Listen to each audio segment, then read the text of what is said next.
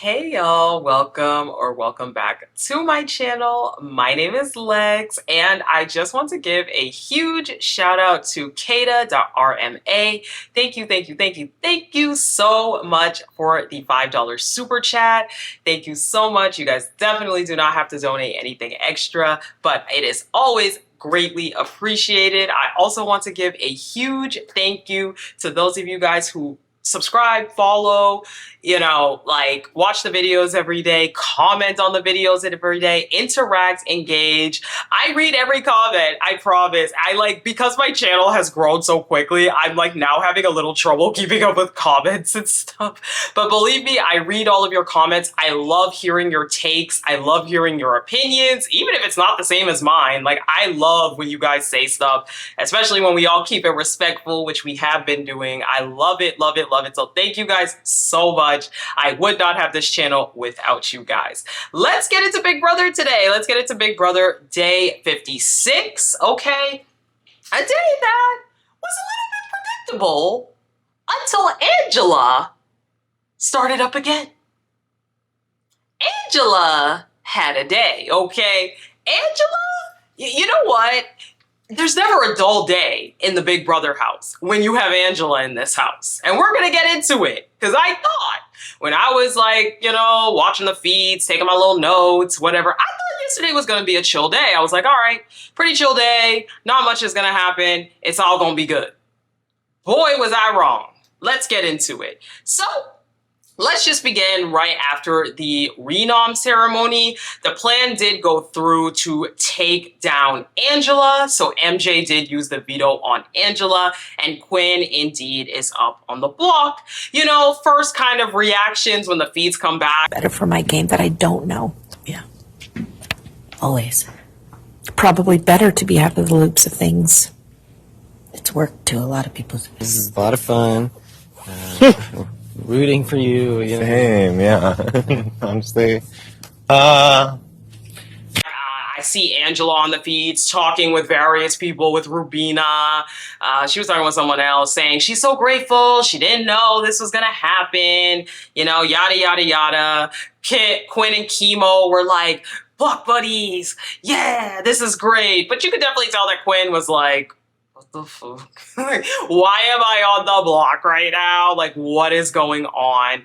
And you would think, right, that Mackenzie and Chelsea, they were like really good with this decision. You would think they were confident in their decision. No. Let's get into it. Leah and MJ have a pretty long conversation because Leah, probably out of everybody, Leah was the person who was the most hurt. She was definitely the person that was the most like, just, what the F? Like, what? And so it was just more of a game move, and it's not that I still want to protect you. I'm not trying to get in with the trio. What is this? She was in the room all day, but MJ does go to check on her. So she asks Leah, like, are you okay? Like, are you all good? Leah says she is worried at this point. She does not know what is going on. Again, Leah's a floater. She never knows what's going on because she doesn't have real alliances except for with, I guess, Quinn. Now, MJ says, look, I can beat Angela more easily than I can beat Quinn. I wasn't going to do, I wasn't sure what to do because he kept mentioning getting out the comp threats, and I wasn't sure what that meant, so I had to put him up, trying to cover herself, because remember, Leah and MJ have that weird frenemy thing where I feel like they both know that they're not really working with each other, except for the fact that they kind of expect each other to do things in the other one's favor. It's a really bizarre relationship. Now, MJ says, look, I still want to protect you, okay? I'm not trying to get in with the trio. I'm not trying to, like, butter them up. I just want to get an easier target out this week, Quinn, so that way next week we can target one of them.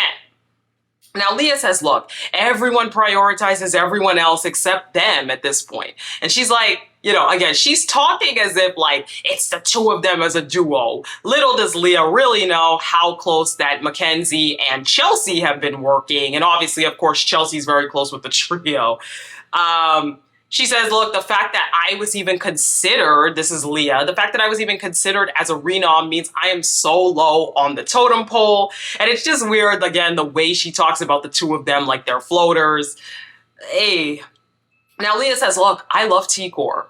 But if anyone here thinks that they're going to beat out T-Core in the final two, they're not. Which, fair enough, Say what you want about Leah, but fair enough. I feel like there are some people in this house, and as I said, I like T-Core, okay? I like T-Core, and I like the trio. I don't love all of their gameplay, but I do think that for Chelsea's game, for Mackenzie's game, I am not sure why they were even considering not getting out Kibo this week. To me, that is bizarre. Now, we'll see later that they start to kind of realize, wait a minute, what are we doing? Are we going to really leave the trio intact? But at the time, I was like, the gameplay doesn't make sense.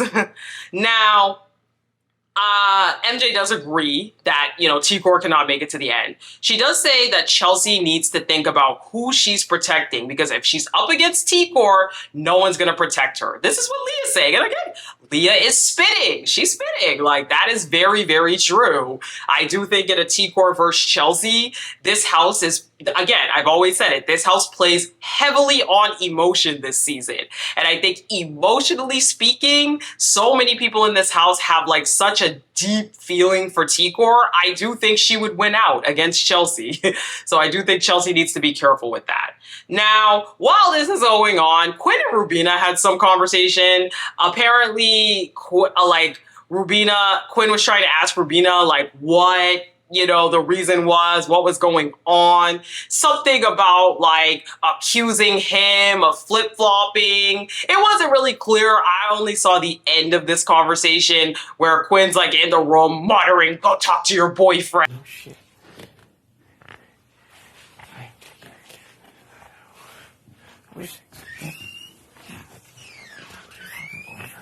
And then Rubina's like, you're upset because you're allies, trying to get, like, it was a very weird situation, but they were very tense for a good part of the day after this conversation that they had. He does talk about it a little bit later with Cam in the shower as well. Now, MJ and Quinn do talk a little bit after the ceremony as But yeah, no, I wanted to have this comment with you. And then I'm sorry, I told you I was like, I'm going to come talk to you. And then I got a headache and tired, and I was like, I thought you. well. Not a lot to say, a lot of the same things being said. However, one thing that Quinn does try to highlight once again is that he is not coming for her. And if he does win HOH, she will see that, She will really see that, Mackenzie is not one of his targets. So Quinn and Leah, they, hang out in the pedal room for a while. She was making it sound like she was like, I'm just still open to both, whatever. I'm like, both? He wants you gone. What are you talking about? And at this point, he tells Leah, I think I am effed. He said he talked to MJ, and she seems to still be in the middle of who is actually going to get out. And again, remember, I think Quinn was under the impression that if he was next to Chemo, even he had said this earlier in the week, I want to sit next to Chemo. If there's anyone I want to sit next to, it's Chemo. That's what he kept saying to Chelsea. And Chelsea's like, you sure about that? But, so I think Quinn was under the impression he was very, very safe, but he's realizing now that people are deciding and debating who to actually get out. So, he tells her that they blamed putting him up on Leah because the contradicting things were coming from her. And keep this in mind, because Leah comes under a lot of heat from various people yesterday because of these contradicting comments. Now, he says that he wants to tell MJ that if she's on the block versus Leah, he would vote for her. He's like, look, for my game, I know this is going to sound crazy, but I want to tell her, like, if it's you two, that I would take her and vote for her because, I want to build that trust with her. He's like, but if you wouldn't feel comfortable with that, like, I understand, but I just feel like I have to say that for my game in order to, like, maybe get her vote. Leah's like, I don't really feel that comfortable with that because what if I get on the block? And he's like, well, then I'll break my word. I don't know. It just seems like a weird idea, but okay, I guess. Now, Chelsea and MJ, they are talking and they are still skeptical about the trio at this point, as they should be. Again, I'm going to be honest. For y'all's games, why are you going to leave them intact when they will literally have the majority numbers every week now? It doesn't make sense to me. They're particularly talking about Rubina and if Rubina is playing both sides at this point. They also don't trust that Rubina and T-Core would be with the girls 100% if Chemo's in the house. Again, fair point and very real thing to think about because T-Core has given her a boot order. She's already said that her most important people are Chelsea and Rubina, and then behind that is Chemo. So Chemo comes above Mackenzie for sure. So if I was Mackenzie, I'd be pretty worried. Chelsea says, look, whatever happens, I really don't want to be the tiebreaker this week for the vote. I don't want to have to, choose a side. But at this point, I do still believe that Quinn and Leah need to be broken up. And again, they have these back and forth conversations about, should we break the trio up? Should we not? And again, I'm going to be honest. For Chelsea, I don't, for Chelsea, for both of them, I think the answer is yes. They should want to break the trio up. But I think especially if you are Mackenzie, where in that order, you're like fifth with the trio. I don't know. To me, I would not be prioritizing the trio. I would be definitely aiming to get Chemo out, but that's just me. So Quinn and Cam, they have a conversation in the shower. Everyone out, because that's not really who I am. Yeah. So, yeah, that's kind of my perspective on it. Okay. I wasn't trying to do anything crazy. Yeah. Okay. Because again,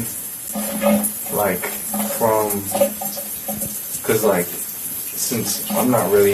And in this conversation, Quinn is trying to defend himself and explain that he wasn't trying to do anything sketchy. Again, he's trying to explain there was no alliance. He wasn't trying to form something. He also talks a lot about the talk he had with Rubina, how it went really poorly. And so he's just, again, trying to cover himself and trying to tell people, I'm not sketchy. I'm not making secret alliances. What are you talking about? So we get a Chelsea's Chisme. Chelsea says, look, in this Chelsea's Chisme, she says, I made a decision today that hurt my heart, but, I did have to play with my brain, not my heart. She says, after this week, there will be 6 women to 2 men. It's just crazy.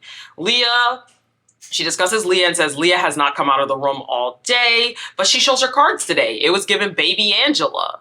Okay, she says she was spreading lies, and for that, people didn't like that. And, she had to suffer. She has to pay for that, by her biggest ally probably getting out.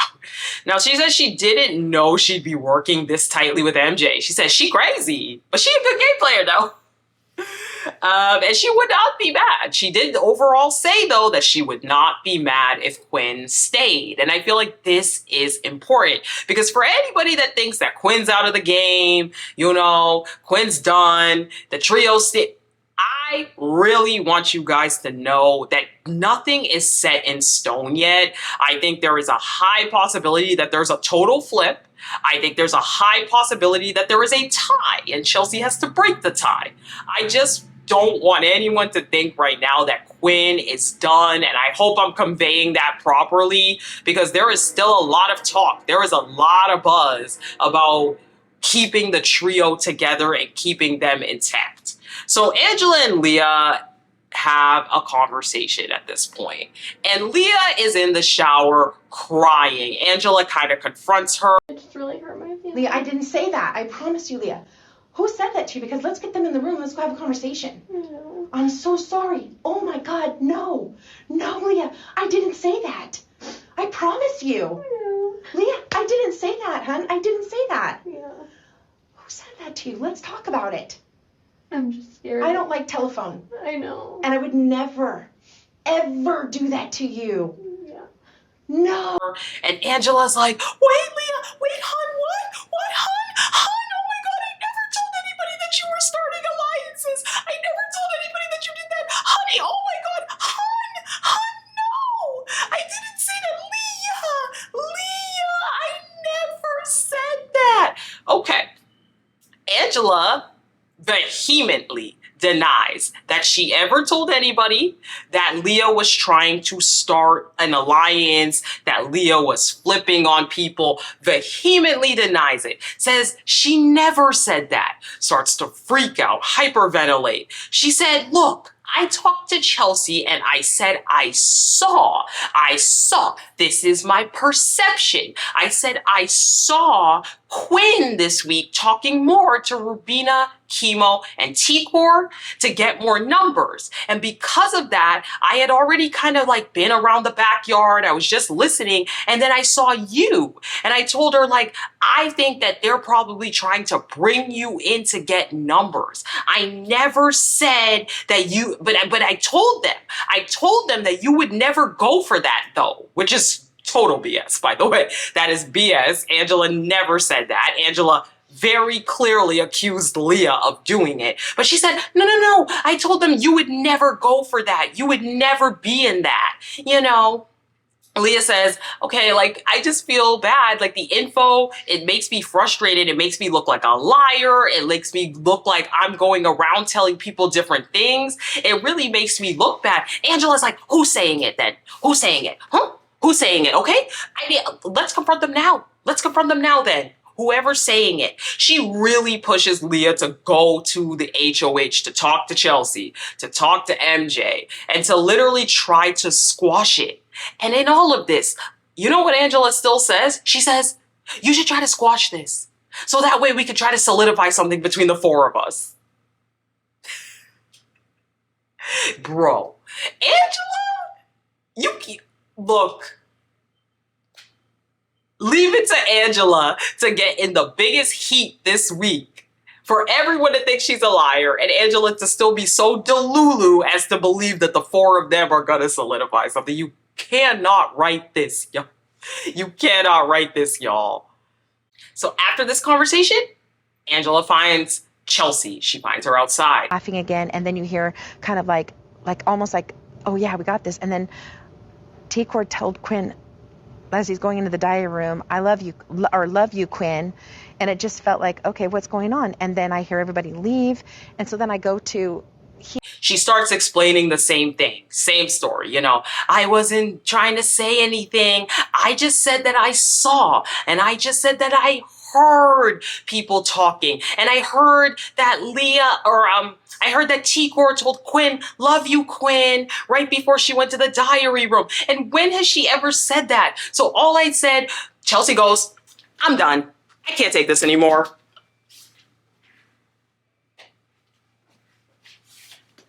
Gets up and walks off. because I can't be sure. Okay, well, But whatever. when I talk to I don't know what to say. I'm over it. Leaves. Chelsea's like, I can't do this anymore. I literally can't do this. I'm over it. And she walks away. You can't write it, y'all.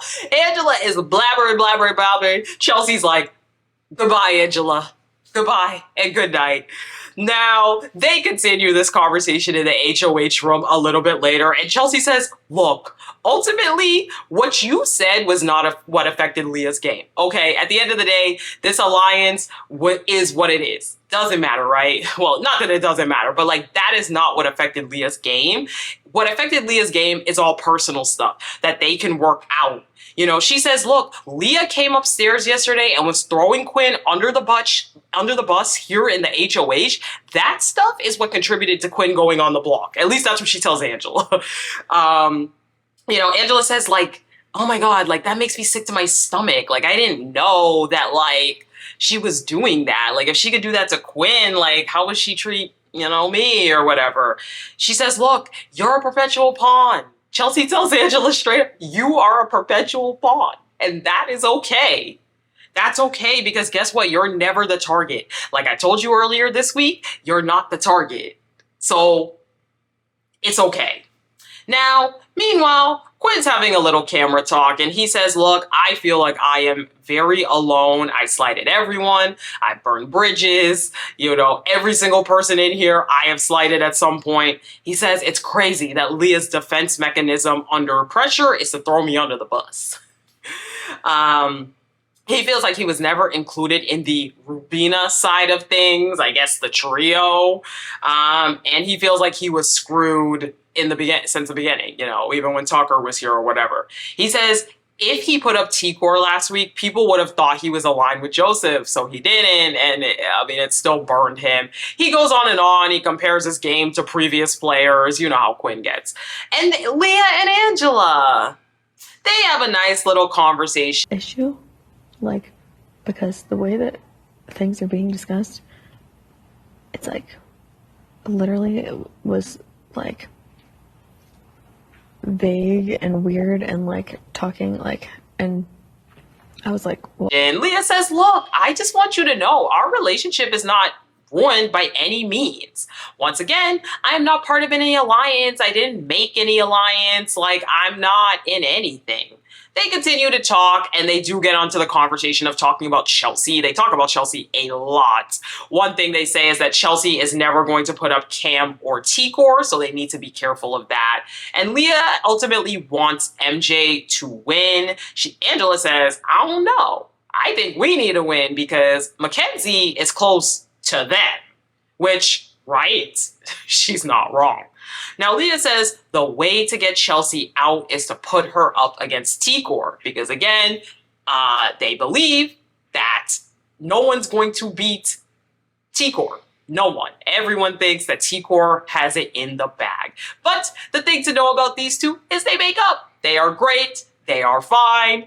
You know? Everybody else still thinks Angela's a lunatic, but those two are fine, and that is kind of the majority of what went on. There was some T-Core and Chemo conversations, but you know what, guys? I'm not gonna recant the ones that are the same old stuff. Like, you know, there was a few other little conversations, but that is the main thing. Angela being a lunatic. That is kind of what took up our nighttime. So, if you made it to this point in the video, that means you liked the videos. I would absolutely love it if you would help me drum up engagement on these videos by liking, sharing, commenting, and subscribing. It really helps to get the videos out there. It helps to grow the channel, and it just lets me know you guys like the content. Please make sure you are subscribed, that you have the bell on, and also make sure you are still subscribed because YouTube's on that funny stuff. Anyways, in other words, it's not clear who's gonna leave. It is still seemingly leaning towards Quinn, but again, the flip-flop is boom, boom, boom. It's like ping pong in this house. So I'll talk to you guys in the next one where probably almost everything I say in this video will not be true anymore. Bye!